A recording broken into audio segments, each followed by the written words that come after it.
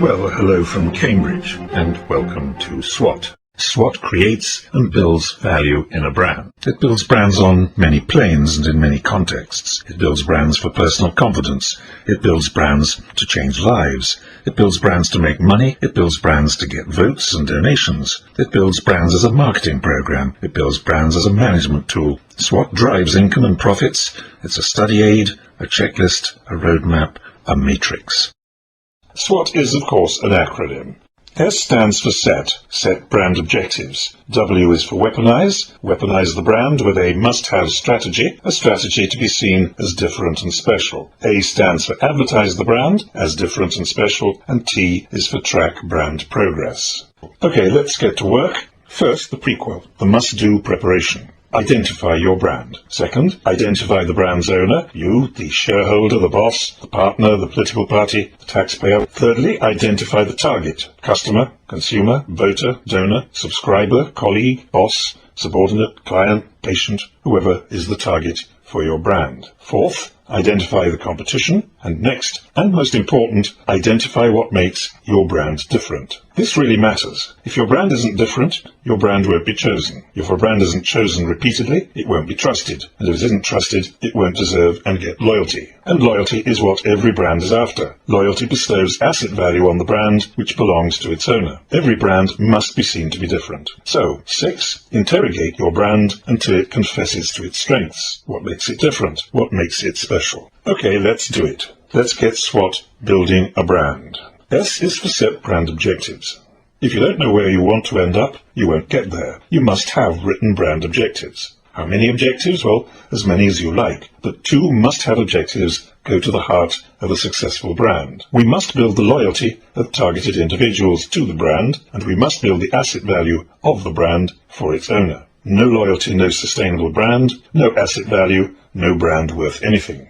Next, W for weaponize your brand. Your brand isn't going to achieve its objectives without a fight. There is competition, always. Your brand must be weaponized. Which weapon? How many? Again, as many weapons as you wish, but you cannot move your brand forward without at least one must-have weapon. You must have a written strategy. So, what is our strategy for building the value of our brand, for building trust, for securing loyalty? Again, many possibilities, depending on context. But there is one which must always be there for every brand. The must-have strategy for any brand is a strategy of differentiation. A strategy for your brand to be seen to be different and special. Your brand must be seen as different, special. There is always competition. If it's not seen as special, your brand will have no value. No one will choose over its competitors a brand that isn't seen to be special. No one will repeatedly choose over its competitors a brand that isn't consistently seen to be special. No one will trust a brand that isn't seen to be special, and no one will be loyal to a brand that isn't seen to be special. How different? In what way special? Well, go back to your notes in the prequel. Identify what makes your brand special.